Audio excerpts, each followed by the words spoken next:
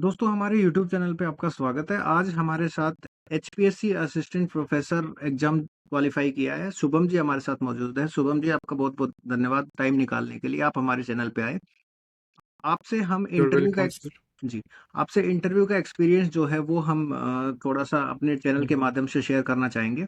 और कुछ क्वेश्चंस हैं जो आपसे हम पूछेंगे कि भाई इंटरव्यू किस तरीके से होता है और जो कैंडिडेट्स हिंदी का भी जैसे असिस्टेंट प्रोफेसर एचपीएससी हिंदी का भी अभी इंटरव्यू है और उसके अलावा ज्योग्राफी और फिर कॉमर्स का भी होना है।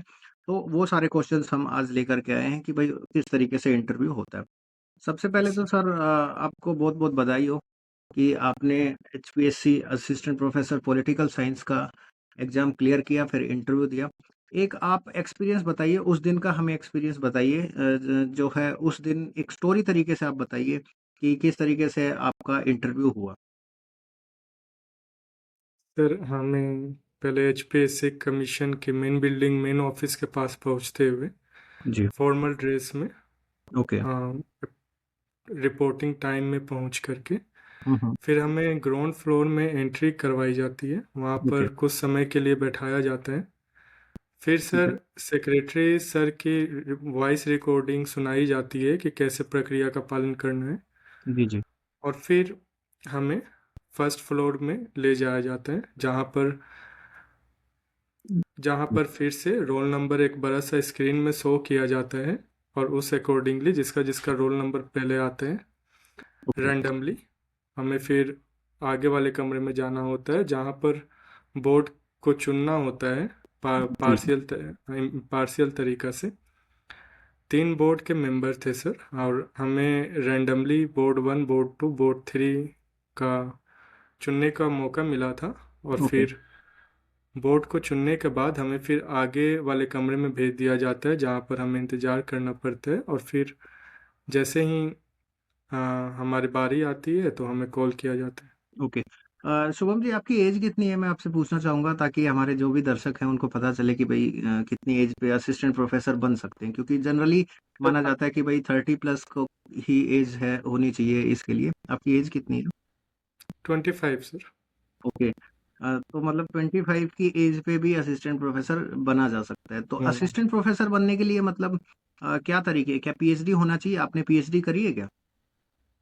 नहीं सर, मास्टर्स और नेट की एलिजिबिलिटी होनी चाहिए यूजीसी नेट एग्जामिनेशन का ओके।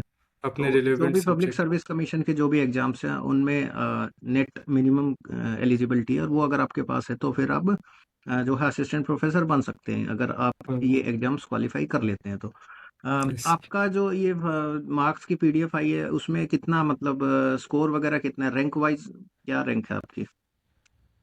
सर, मेरा रैंक वाइज थर्ड है और इंटरव्यू मार्क्स 8.82 है। ओके। और इंटरव्यू में मैक्सिमम टोटल 12.5 में से कितने मार्क्स मिल जाते हैं? मिनिमम और मैक्सिमम का कुछ क्राइटेरिया है कि मतलब उसके अंदर ही मार्क्स मिलेंगे?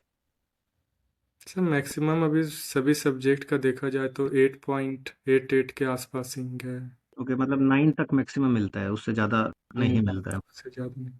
ठीक है, थर्ड रैंक हासिल करना अपने आप में एक बड़ी बात होती है। तो कितनी आपने कितना टाइम दिया था? जैसे स्क्रीनिंग एग्ज़ाम था यहाँ पे जिसको प्री एग्ज़ाम बोल सकते हैं, फिर मेंस एग्ज़ाम, सब्जेक्टिव जो एग्ज़ाम्स होता है, उसके बाद फिर ये इंटरव्यू हुआ है। तो लगभग आप कितने टाइम से तैयारी कर रहे थे? क्या 1 साल या फिर उससे पहले से तैयारी कर रहे थे? और नेट वगैरह आपने कितनी बार किया? जनरली देखा जाता है कि 2-2 3-3 बार नेट कर रखा है कैंडिडेट्स ने और फिर वो इन हम्म। तैयारी कर रहे हैं। तो उनके लिए आप ये बताएँ कि आपने आपने कितनी बार नेट किया है? और कब से सर आप तैयारी मेरा कर रहे हैं? मेरा यूजीसी नेट इंटरनेशनल रिलेशन में 1 बार किया हुआ है और पॉलिटिकल साइंस में 3 बार किया हुआ है। और ओके, फिर जेआरएफ किया हुआ है पॉलिटिकल साइंस में। ठीक है, मैं पार्टिकुलरली इसकी तैयारी नहीं कर रहा था सर, ठीक, मैं जनरल कंपटीशन की तैयारी कर रहा था। ओके। और तो फिर मतलब मैं जब एचपीएससी का फॉर्म आया था तो मैं अपना एलिजिबिलिटी देख करके मैंने फॉर्म फिलअप किया था। ओके और मतलब उसमें भी आपने ये आपका फर्स्ट अटेम्प्ट था असिस्टेंट प्रोफ़ेसर के लिए? Yes sir, yes sir. First attempt में थर्ड रैंक लेना अपने आप में एक बड़ी बात है। अ, ठीक है जी, तो एक चीज़ हमें ये बताएँ कि तैयारी कितने टाइम से आप कर रहे थे? जैसे यूपीएससी वगैरह की या कॉम्पिटिशन की भी आप तैयारी कर रहे थे, वो कितने टाइम से कर रहे थे? सर 3 साल से, 3 साल से, लगभग ओके, 3 साल। ठीक है जी। तो इंटरव्यू पैनल जो था सर, उसमें कितने मेंबर्स थे आपके सब्जेक्ट में, और एग्जैक्टली आप बता पाएँ तो आपसे क्या-क्या क्वेश्चन पूछे गए, वो शेयर कर सकते हैं आप? सर इंटरव्यू पैनल में मेरा बोर्ड नंबर 1 मिला था मुझे। ओके, उसमें 4 प्रोफ़ेसर्स थे, 2 ladies professor and 2 male professor थे। ओके, उन्होंने सब्जेक्ट नॉलेज टेस्ट ही किया वेस्टर्न पॉलिटिकल थिंकर से, जैसे जी, जी, ग्राम्स्की का थॉट्स क्या है, प्लेटो ने क्या कहा है, ओके। कार्ल मार्क्स ने क्या कहा है, बहुत ज़्यादा एडवांस गांधी जी लेवल के के बारे में। बहुत ज़्यादा एडवांस लेवल के क्वेश्चन थे या बेसिक थे? सब्जेक्ट की अगर बात करें तो क्या बहुत ज़्यादा डिटेल में जाकर के पूछ रहे थे या बेसिक क्वेश्चंस ही पूछते हैं? बेसिक क्वेश्चन ही थे एंड देन इंटरनेशनल रिलेशन के क्वेश्चन थे। इंडिया और साउथ एशिया में ओके, किस तरीक़ा से इंडिया अपना पोजीशन रखता है, ओके, ओके। यही सब क्वेश्चन थे। मतलब बेसिक्स थे, हरियाणा जीके के क्वेश्चंस नहीं आए थे। हरियाणा जीके का आपसे नहीं पूछा, कुछ कैंडिडेट से पूछा भी जाता है। तो इसके अलावा सर ये भी बताइए कि करंट के क्वेश्चंस कितने आपसे पूछे गए, सब्जेक्ट के कितने पूछे गए, केस बेस्ड क्वेश्चन कुछ होते हैं, वो कितने आपसे पूछे गए हैं? से और क्या केस बेस्ड क्वेश्चंस नहीं पूछे गए थे, डेमो भी मुझसे नहीं करवाए थे। डेमो भी नहीं कराया गया था? करंट अफेयर्स से एक दो क्वेश्चन थे इंटरनेशनल रिलेशन से, ओके, जैसे इंडिया और सार्क के बीच में जो रिलेशन है वो सार्क क्यों नहीं उभर ओके, पा रहा है अपने पोटेंशियल पर। बस सर, बाकी करंट अफेयर्स और डेमो मुझसे बोर्ड नंबर 1 ने नहीं करवाया था। ठीक है। और मतलब टोटल अगर क्वेश्चंस की बात करें तो लगभग 10-12 क्वेश्चन पूछे गए थे, या ज़्यादा थे या कम थे?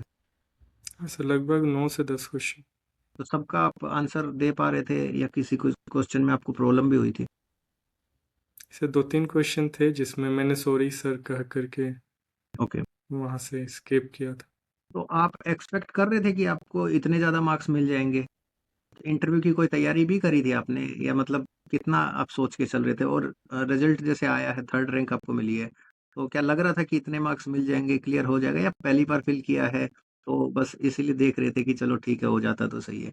एक्सपेक्ट था मतलब नहीं था? एक्सपेक्टेशंस नहीं था सर। नहीं था, ओके। हम्म। अ, चलिए, ये तो वो तो ऑनेस्ट सा रिप्लाई आप दे रहे हैं, अच्छी बात है, और इतने अच्छे मार्क्स आपको मिले। अ, इसके अलावा इंटरव्यू का लेवल आप कैसा बताएँगे कि मॉडरेट था, हार्ड था, या एनालिटिकल था? किस टाइप का इंटरव्यू आपका हुआ था? सर एवरेज था, मतलब मॉडरेट ही था।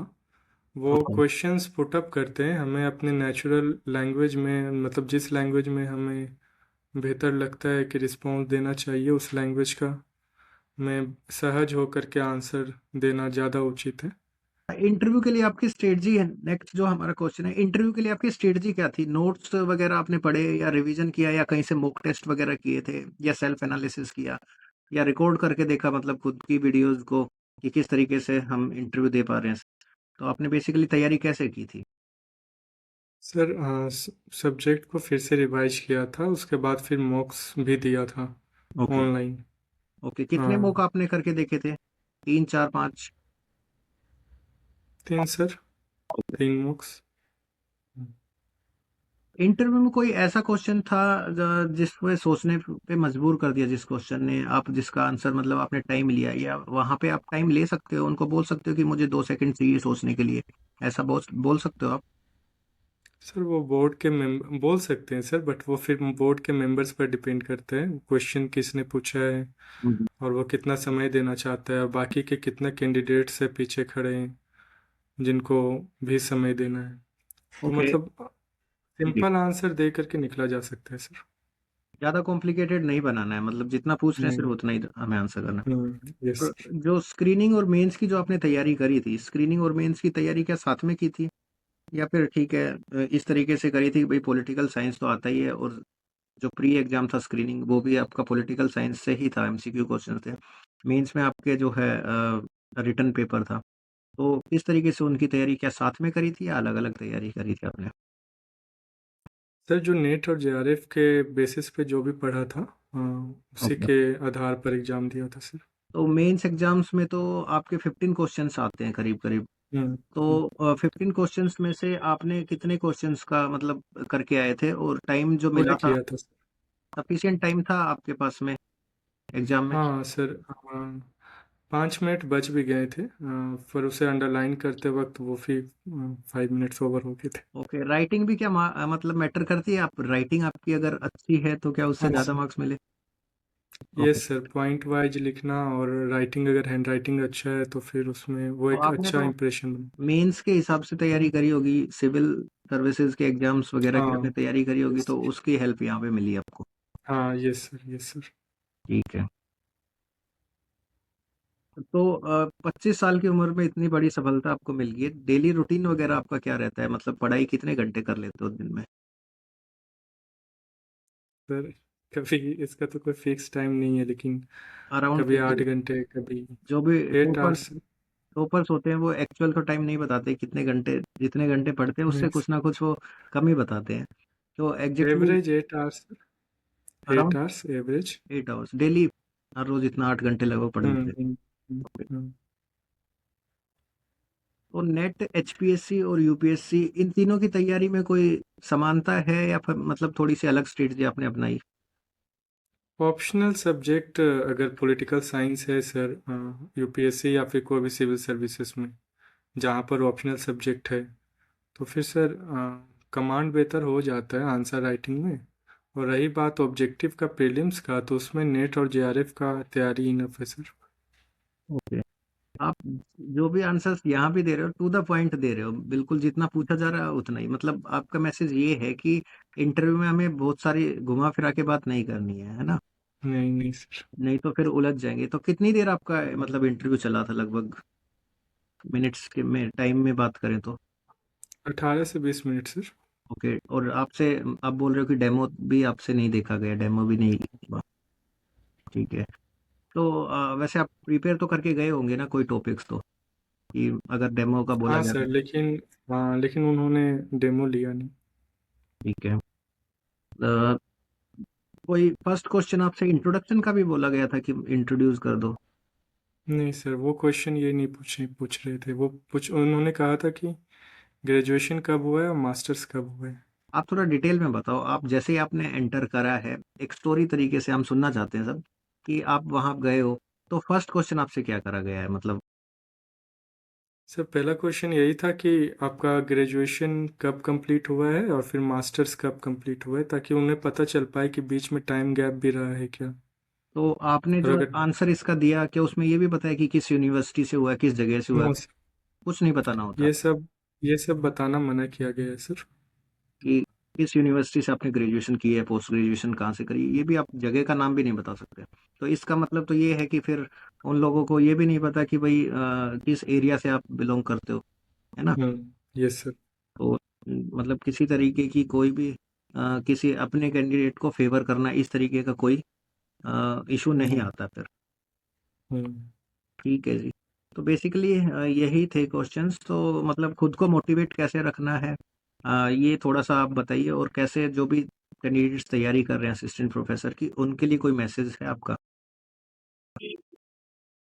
बस सर, सब्जेक्ट में बेहतर कमांड रखना होगा और ओके। आंसर राइटिंग अप करना होगा, क्योंकि बाकी अदर स्टेट में भी आंसर हम्म। मेंस आ गया है असिस्टेंट प्रोफेसर का एग्जामिनेशन में। जी जी। इंटरव्यू का सर, क्योंकि मार्क्स कम है तो वेटेज कम होता है। ये हम्म। तो जितना सब्जेक्ट नॉलेज टेस्ट है, करंट अफेयर्स पर थोड़ा ध्यान रखना होगा, और फिर बोर्ड आपने तो मेंबर्स जैसे, आपको उतना सहज कर देते हैं कि आप कंफर्टेबली उनके पास साथ बैठ सको और फिर जवाब दे सके। ओके, जैसे आपने तो सिविल सर्विसेज में और ये करंट तो वहाँ पढ़ते ही हैं, तो उस चीज़ का बेनिफिट मिला, और आपसे करंट के क्वेश्चन पूछे गए हैं तो वहाँ इंटरव्यू में यस।